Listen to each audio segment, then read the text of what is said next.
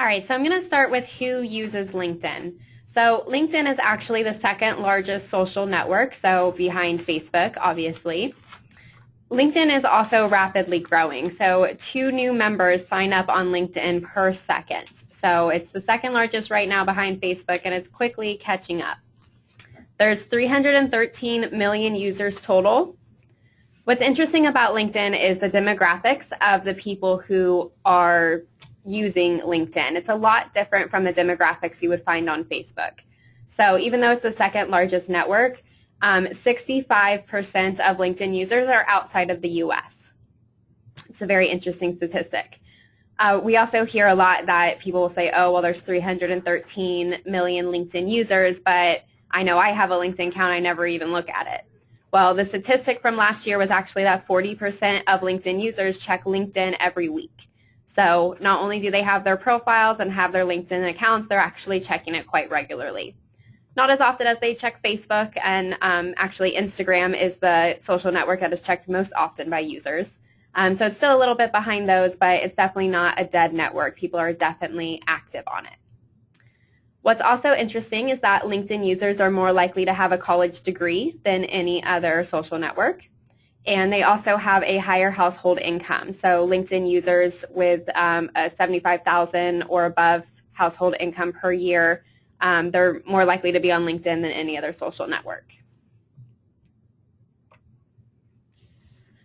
So what I wanted to do today was kind of walk through some of the 5 essentials for getting started on LinkedIn. I know that there's actually quite a few of you on the webinar today who don't have your LinkedIn profile set up yet, and I'm assuming that most of you, even if you do have your profile set up, probably aren't using it actively.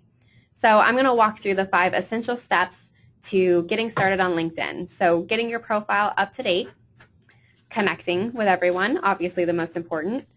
I'm going to talk about endorsements and recommendations on LinkedIn. Those two are often confused, so I'm going to explain the difference. How we're going to engage in conversations with potential customers on LinkedIn, and then how to start posting. So your very first step is to get your profile set up. Your profile on LinkedIn is almost like your living resume. So it's very comprehensive and it should be very professional. So you want to give a little bit of your personality in there, but it's a lot different than Facebook. You want to make sure that it's a very professional, great example of yourself. It's also great for SEO. So your LinkedIn profile, which we'll talk about in a minute, you can actually set certain sections to be public. So even if someone isn't connected with you on LinkedIn, even if they're not even signed into LinkedIn, they are able to see your public version of your profile. And since the public can see it, that means that Google can see it. So if you've got nice keywords in your summary, which is something that we're going to talk about, Google can index those, is what it's called. So if somebody's searching for your particular keywords or your particular expertise in the real estate industry, they might stumble upon your LinkedIn profile. You can also enhance your profile by including what LinkedIn calls rich media. So you can have different work samples, different images, links to your website, screenshots of your website, videos that you've done to promote your listings. You can have all types of rich media, images, videos, links that you can include in your profile. So I am actually going to pull up my profile so that we can walk through what's included. So one of the newest things that LinkedIn just started is this nice little background image up here. So if you don't have it in there, you should see a little box where you can upload your own background image. So this top section right here is the first thing that people see once they come to your profile. So you obviously want to have a nice professional headshot. Again, this isn't Facebook. You need to be a little bit more professional on LinkedIn than you are on some of the other networks. So a nice professional headshot would be great. Your name is always displayed at the top. This section right here is actually what's called my headline. So I've chosen to put my current title and place of work as my headline. You can put anything as this headline though. So if you focus in Arcadia and you want to say that you want your headline to be the Arcadia expert, or historical home real estate expert, or your real estate consultant in 85251. Whatever you want your headline to be, you can put right there. So it doesn't have to be your current title. It doesn't just have to be Realtor at Berkshire Hathaways. It can be anything that you want right there. So again, this right here is called your headline. Right below that, you've got your location and then your general industry. So mine is nonprofit organization management. Yours is most likely going to be real estate. Then it quickly lists your current and your previous employment and your education. Now you'll notice at the right-hand side of this top form, I've got 500 plus connections. So LinkedIn's got two magic numbers. It's 500 and 10,000. So when you have anywhere between 500 and 10,000 connections, or actually 509,999 connections, your profile is just going to say 500 plus. Once you hit that 10,000, then it says 10,000 plus. So it's kind of just a nice thing to show that you are active on LinkedIn. On Facebook, nobody really cares how many friends you have, but people do notice how many connections you've got on LinkedIn. So getting to that 500 is something that I think is pretty important.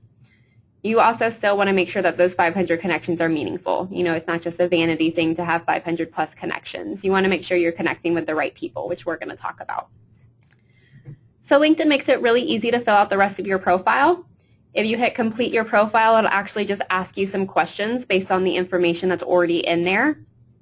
Or you can hit edit profile and actually edit your profile manually. So on the right, it recommends some other things that I can add. So let me first walk through the things that I already have added to my profile, and then we'll talk about what else you can add. So the summary right here is one of the most important. It does have a character limit, but you can get quite a few characters in there. I'm not sure exactly what the word limit is on that, but mine definitely is not at the limit. So you've got plenty of room to put in keywords. You want your summary to be well-crafted, you know, follow grammar rules, and really represent you. You can also put in here things for SEO purposes. So you might want to talk about real estate. You might want to throw some zip codes in here. And I recently got married, so I included my maiden name in there so people were able to find me that way as well. So this is all what Google calls indexable. This is all things that people could search for you on. So make sure that your summary is well crafted. Now the next section down on mine is experience. So anytime you add a position, you can include the title, the company, the date that you started, and the end date, unless it's present. And then you can also include a description. And then this box right here is that rich media that I was talking about. So if I scroll down, I've actually got a pretty long description here. And then I've got this rich media. So I actually have links to a Prezi, if anybody uses Prezi, the Prezi application. I've got a link to that. I've got screenshots, I've got videos, and links to YouTube on here as well. So you can put any number of rich media on your experience. You can also put it in your summary as well. So if you wanted to add a link to your website right in your summary, you would be able to do that. Or maybe you wanted to add a link to your IDX search and you wanted to add the caption search the MLS. It would give a nice screenshot, a nice image of that page, and allow people to get to your website very easily. So you can add as many past experience or past positions as you'd like. The next one down on my profile is certifications. Now, you don't have to have all of these sections, and they don't have to be in this order. So if I decided that my certifications were more important than my experience, I could move that up there. So certifications, for example, I have my ePro and my At Home with Diversity certification from NAR. So you can add all of those right here. And what's nice is you can include URLs, so when the average consumer is looking at your alphabet soup, they can click right here and find out what that actually means. So next down is skills, and we'll talk about this later, but these are your endorsements. So don't get too worried about that term. We'll talk about the difference. But so these are your skills that you add. Now I've got quite a few. In talking with my friends who use LinkedIn for their real estate business, they seem to think that less is more when it comes to skills. So for those of you who have played around with LinkedIn a little bit, you've probably noticed that sometimes when you log into LinkedIn, it actually suggests that you endorse people for their different skills. Does Martha know about short sales? Does Joe know about buyers? So LinkedIn really pushes the endorsements, so endorsing people for the skills that they have. But if you have 100 skills to choose from, that means you're going to have to get 100 different people to endorse you to get, those numbers up.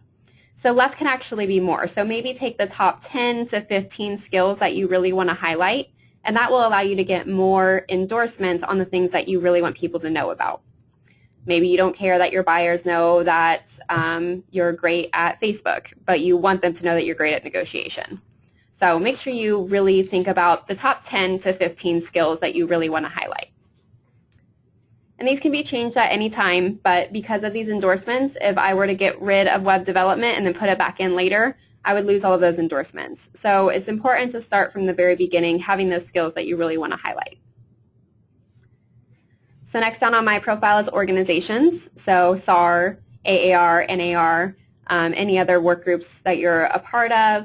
If you're a part of the local business association, any organizations you're involved with can be put here.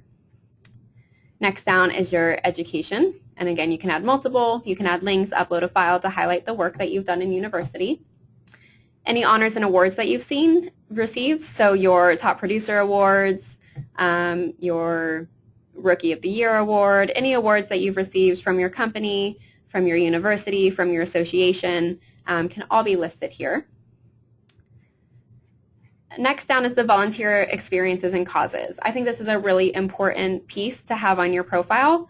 The profile tends to be all about me, and this really shows what you care about.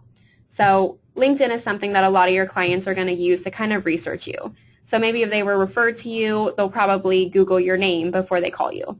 And when they Google your name, because LinkedIn is such a big social network, your LinkedIn profile is going to be one of the first things that comes up. So you want to make sure that potential clients can get a good picture of who you are and an accurate picture of who you are. So I think the volunteer experience and causes is an important part of that. So anything that you care about, anything that you're involved in, you can even, in the causes you care about section, you can give general terms. So you care about animal welfare, you care about poverty, you can kind of put general terms in there if there aren't specific organizations you want to list. Down a little bit further, if you want to include courses, you can do that. Publications, so any blog posts that you've written, you can link straight to those. So again, driving traffic back to your website. And then just basic additional information.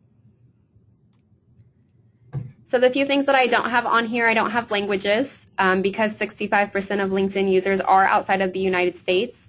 If there is anyone who does a lot of investment properties or a lot of foreign buyers, languages would be a great thing to have on there. And then you can also include different projects and test scores and patents. So depending on what things apply to you, you can drag and drop and put things in different places. All right. So once you've got your profile set up, your full profile is available to anybody that you're connected to. So LinkedIn is like Facebook in the fact that you can't be connected to somebody and have them not be connected to you. So just like on Facebook, you're either friends with somebody or you two aren't friends. On Twitter, you can follow somebody and they don't have to follow you back. But on LinkedIn, it's just like Facebook. So I send Callie a request to be my connection on LinkedIn. She has to approve it before we're connected. So once you are connected to somebody, you can see their complete profile and they can see your complete profile. They also have access to your contact information. So depending on how comfortable you are, you can kind of set limits for yourself about who you connect with. Maybe if you have a lot of mutual connections who you trust and respect, you'll want to connect with those people. But maybe if they're very clearly just trying to market and sell you something, you maybe don't want to connect with them. So if I were to accept a connection request from somebody that I don't know, they then have my email address and any phone numbers that I've put in there. So you really want to be careful about the people that you connect with, make sure that your information is safe. But at the same time, anytime you connect with potential or past clients, it's very easy for them to get in touch with you. So once your profile is up to date, you want to check and see what you have displayed in your public profile. So straight from your profile page, you just click on that little drop-down arrow and choose Manage Public Profile Settings, which I have displayed in the screen. And then it's just a very simple check boxes. I want this, I don't want this. So I always recommend having your picture, your headline, and your summary. Again, that summary is great for SEO, great for keywords, so you definitely want to have that available to the public. I also recommend having the headline there because that should be your tagline. So if you have a certain tagline that you use or a certain brand that you use when you promote yourself, that should be in your headline, and you definitely want that to be available to the public. The rest are kind of personal preference. If you're really proud of the honors and awards that you've received and you want to make sure people know about that, that's great to have in there, your certifications, your skills. So just kind of personal preference, what things you're interested in showing to the public. But for sure, you want to have your picture, your headline, your summary, and your current position so they know that you are a realtor. So that's step one, getting your profile up to date. Step two is to start connecting. So LinkedIn makes it very, very easy to connect to people that you already know. So when you're first getting started, all you do is hover over the connections button and then click on see who you already know. And you can very easily import your address book from Gmail, Outlook, Yahoo. Even if you just have an Excel spreadsheet sitting on your desktop with all your contacts, you can import that in and see who's already on LinkedIn and connect with them. Once you've gotten a few connections on LinkedIn, the people you may know feature is wonderful. I use this all the time. Right on your front page on LinkedIn, you've got some suggestions of people you might know, and if you click see more, it gives you this huge list of all these people that you might know, and you just tap connect to send them a connection request. This is great for finding maybe mutual friends that you forgot were mutual friends.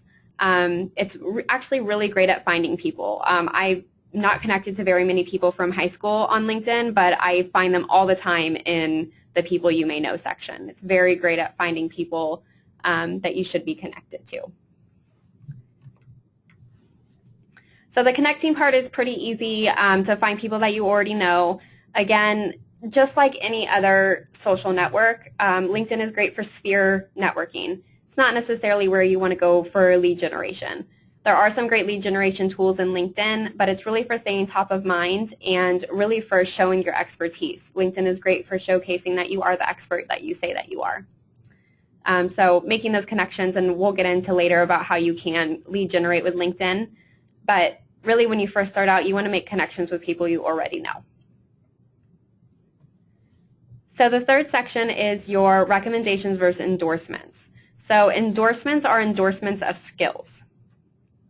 So that's the image on the left. So those are where I say that I'm good at web development, and 25 people have endorsed me and said, yes, she is good at web development.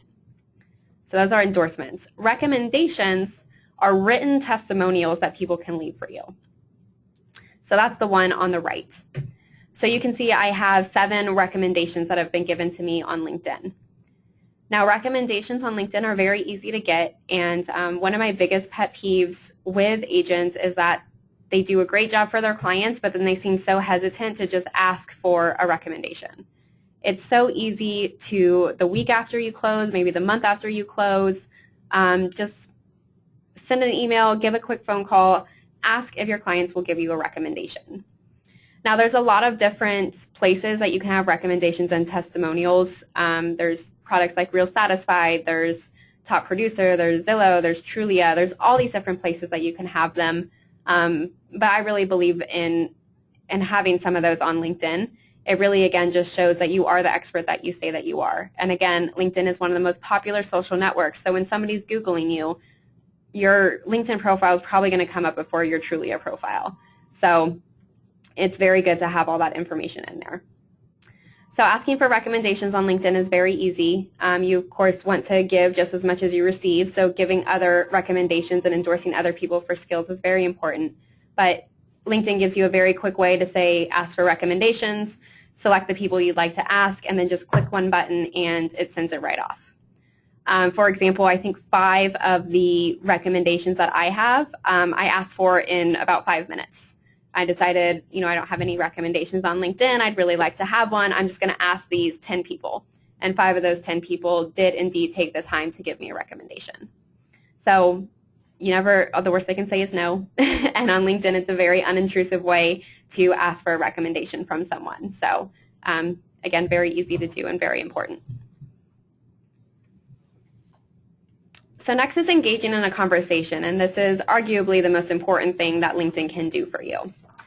So first, I'm going to call it a news feed. I don't know if that's what LinkedIn actually calls it, but when you first log into LinkedIn, you've got basically this long feed of different things depending on how you filled out your profile.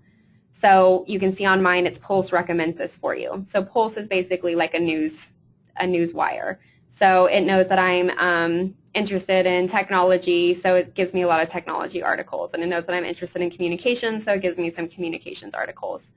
So there's a really easy way to filter those things out. It's great information, and you should take the time to read them. But you can really easily filter that noise and get down to just engaging with the people that you're connected to. So how you do that is over on the right-hand side of your homepage, you've got that link that says All Updates.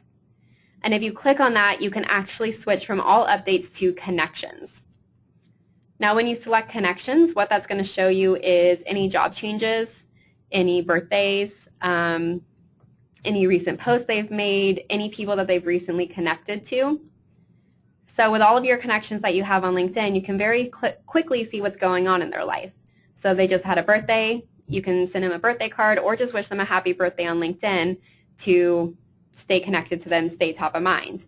If they just had a job change, you can very easily see that their new company is on the other side of town. Maybe they're looking at selling their home and getting into a new house closer to their new place of business. Very, very easy to see what's going on with your connections just by filtering out that noise. So another way to engage and connect is by joining groups. So there's a lot of groups on LinkedIn. Because it is a professional social network, they are very professional based. So I'm in a lot of groups for PR and for communications and for technology. You can also join groups such as ABR and CRS, and I think there's a GRI group as well.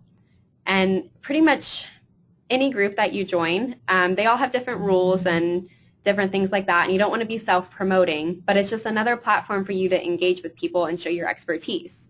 So if you focus on a certain area, joining a real estate related group like even Inman or the National Association of Realtors has a group, people will ask questions in there and you can answer those questions. So if you're in the NAR group and somebody was asking about a resort property and you specialize in resort properties in Scottsdale, it's very easy for you to show that you're the expert in that group, and that's a great source for referrals. So the more that you engage with people, and this is across the nation that are in this LinkedIn group, again, just showing your expertise. Another great thing with groups is anytime you have a group in common with somebody. So let's say Callie and I, we're not connected on LinkedIn, but we're both in the NAR group. Even though we're not connected, I can actually see a limited but more of a view than I would be able to of Callie's profile, and I can actually send her a message. So LinkedIn kind of locks everything down. They have what's called InMail, so you actually have to pay to send someone that you're not connected to a message on LinkedIn. But if you're a member of the same group, so you have a group in common, you can actually do that for free. So that's a great way that you can lead generate. You don't want to, again, you don't want to blast people. You don't want to just download everybody's email address and send them out an email. But you can, it gives you kind of this extra step where you can connect with somebody that you otherwise wouldn't have been able to. I also suggest following local companies. So there are business pages essentially on LinkedIn. I don't talk about that at all today for creating your own because I think on social media it's for people and it's important to be a person and not to be a brand. It might be good for some larger companies, but for the most part, the biggest bang for your buck, no matter what social media site it is to be yourself and not to represent a brand. But for larger companies, they do have a lot of value in having their company on LinkedIn, and you can go in and follow any company that you want. So what that does is anytime they post something, you can see that in your feed, and anytime they post a new job, you can see that as well. So if you've noticed that this certain company that is in the area where you farm is hiring a lot of people, you might want to spend a little bit more time there, or maybe go and introduce yourself to the company so that once their people are hired and maybe they're relocating, they've got someone to contact to get them into a nice home. Another great one that I recommend is the Connected app. Now this is from LinkedIn and it's an app for your smartphone. I know for sure it's on iPhone. I'm not sure about Android. But it's not the LinkedIn app. It's actually a separate app called Connected. And what it does is every day you just open it up and it gives you your, I would say, 5 to 20 most important connections you need to make today. So it shows you the people who are having birthdays, the people who had recent job changes, the people who posted articles that you should comment on. So it's just a really quick and easy way. If you don't want to spend a time on LinkedIn, just open up that Connected app in the morning. You can very quickly just go through and say, nope, I don't care about saying happy birthday to that person, or yes, I do, and it'll post it for you. So just a very quick and easy way to stay connected with your network on LinkedIn.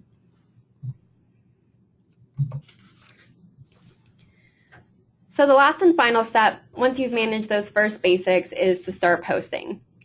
So the biggest strategy in all of social media is that you always listen way, way, way, way, way more than you post. So that's why posting is the very last thing that I'm talking about.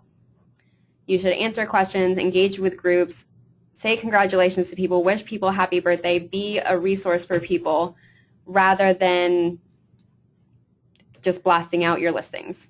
And by the way, don't post your listings on LinkedIn. So what should you post? First of all, because LinkedIn is a business network, people are on it during the workday. So whereas some people try and probably sneak Facebook on their cell phone or mostly do it in the evening, on LinkedIn they've got it up during the day. So your best times to post are between 10 and 3 and Tuesdays through Thursdays. And what should you post? Now, when it comes to posting on LinkedIn, I think back to the demographics. You've got a very high household income demographic here. So you don't want to be posting cat videos. Even though we all love cat videos, Facebook is the better place for that. LinkedIn is the better place for hardcore facts. So people go to LinkedIn to read blogs from thought leaders. I follow people like the CEO of Hootsuite on LinkedIn. So people go to it for good information, things that are going to help their lives, help their business, really hardcore information, not just frou-frou news. So noteworthy articles, so big things that are happening in your area. Preferably these will be from your website. You could also post great tips. So if you've got on your website tips about the short sale process, or if you have the 7 things you need to know before you list your home for sale. Linking to things like that are great on LinkedIn. Market statistics or market updates are also great. Any images of graphs actually do very, very well on LinkedIn. So if you've got some graphs maybe that you pulled from RPR or from RBI Intel, those are great to post on LinkedIn. And then just general industry updates. People love real estate, especially high-income people. They love talking about it. They love knowing what new subdivisions are coming up. They love knowing where the market is going. You all know this just from cocktail parties. Whenever you say that you're a realtor, people want, oh, how's the market doing? How's it going? Are we recovering? People love hearing about that, especially the demographic on LinkedIn. So don't be afraid to post those industry updates. So one of the newest features on LinkedIn is blogging. My arrow's a little bit off. I apologize for that. But LinkedIn actually rolled out a blogging feature just recently. If you do blog, feel free to email me and we can talk more about it. There's a little request process that you have to get signed up. But if you see a little pencil, let's see if I can move this out. If you see a little pencil in the top right-hand corner where you go to post an update, so on mine, right up here, so I've got that little pencil right there. What that is it's called Create a Post, but basically that's a blog post that I can make. So the great thing about blogging, I don't think LinkedIn calls it blogging, but we're calling it blogging. So the great thing about blogging on LinkedIn is anytime you make a post, your entire network is notified. So that is a great way, again, to stay top of mind and show your expertise. It's also great SEO. Again, everything's indexed, it's all publicly available, and it's on LinkedIn. So it's great for search engine rankings. Again, just showing your expertise and being a thought leader. I don't believe LinkedIn has any rules about posting in multiple places. So if you've got what we call in communications evergreen blogs, so things that are always, always worthy, always up to date, how to stage a home, things that kind of never go out of style, you can repost those on LinkedIn as well. All right. Wow, Amanda, that is great. It's a good start for LinkedIn, isn't it? Okay, so now we do have some questions from the conversation, so we'll get to those. And if you do have some questions, go ahead and write them in the question box, and we will address them now. All right, so the first one is from Todd, and Todd wants to know, have you ever received new business from someone that you found through LinkedIn? Thank you, Todd, for your question. So I can't personally speak specifically from that since I work for the association and I'm not a realtor, but I have absolutely heard of people meeting people through LinkedIn and getting business from that. I wouldn't say that that's the primary use of LinkedIn. Again, like other social networks, the primary use of LinkedIn is going to be staying top of mind with your sphere. That's really where the power is. There is more lead generation in LinkedIn than there are in most other social networks. But I think if you make your main focus just being authentic, being a thought leader, and staying top of mind with your sphere, you'll see new business come from that. That sounds great. Well, thank you. All right, the next question that we have from Steve is, you were talking about recommendations and endorsements. How do you go about getting somebody to endorse you? So the endorsements, which are endorsing of the individual skills, actually happen pretty easily. Once you put those on your profile, LinkedIn kind of does the work for you, and you'll actually be kind of surprised at how fast those roll in. Now, recommendations, on the other hand, those written testimonials, LinkedIn has a built-in feature where you can actually ask for recommendations. So it'll very easily, you can craft your message, you can select the people you want it to go to, and then just click send. And then all they have to do is say, yes, I'll leave a recommendation, type it up, and hit submit. So it makes it easy for you and easy for them. Is there a difference as far as like which is more important to have on your profile, the recommendations or the endorsements? I would say those written testimonials, the recommendations, are absolutely more important. Sounds great. All right, and Roberta would like to know if you could go through those tabs across the top of your profile. Sure.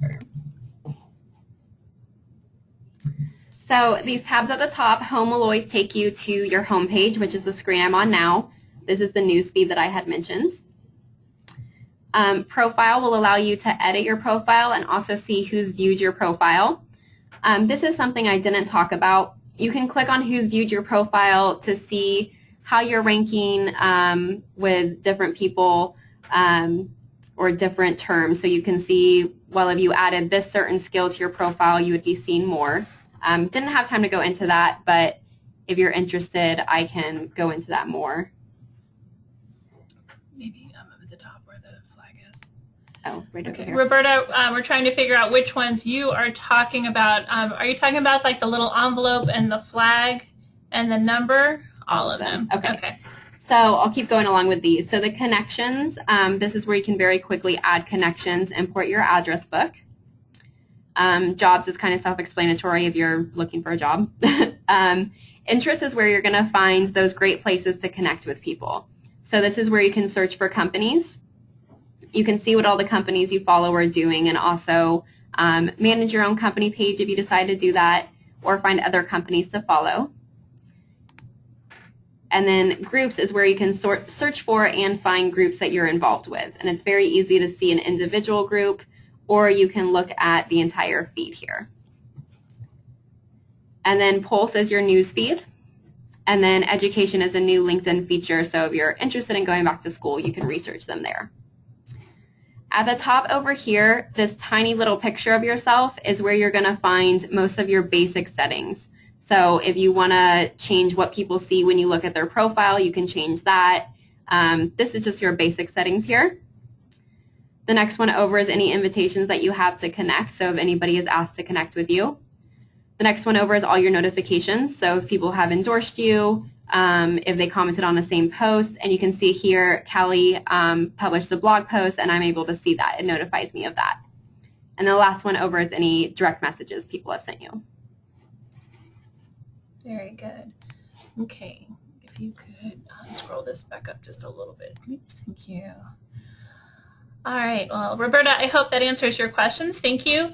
John wants to know, are there any copyright issues when using or posting material resources created by others? That's a great question. So on most social media platforms, the best thing, usually when you're sharing the content, you're going to share it straight from the source.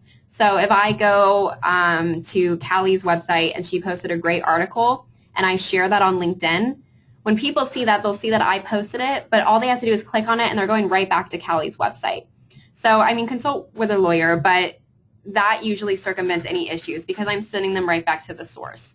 The issue you're going to run into is if I see Kelly's article, I think it's great, and I copy and paste it into a blog post on LinkedIn, or I post it on my website. Regardless of where it's going, if I take Kelly's content and try to make it look like it's my own, that's going to be a huge issue. What about doing something like that of somebody else's market updates? What if my broker puts out a great market update and I want to put it on my LinkedIn profile? Is that okay? It depends on the person who created it. So it all goes back to intellectual property and copyright law. So if your broker creates it specifically so that you can share that with your sphere, then that's your broker giving you permission to use it. But always when in doubt, don't post it.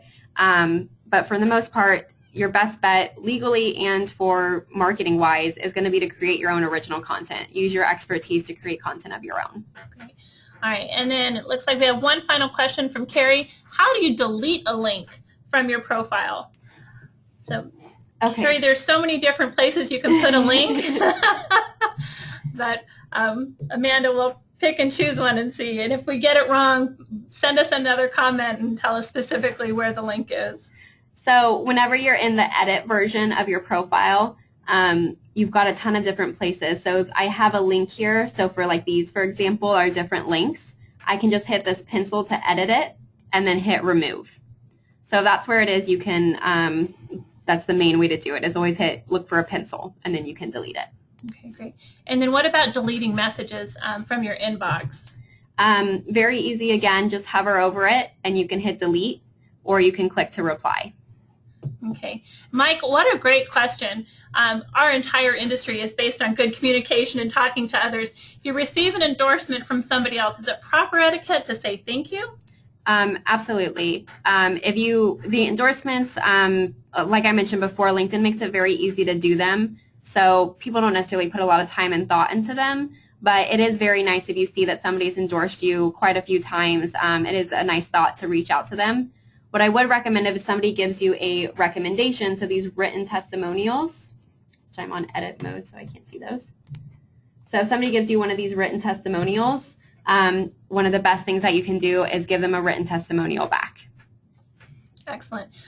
Maybe also on the endorsements, a way of say thank you is to reciprocate and give them an endorsement back.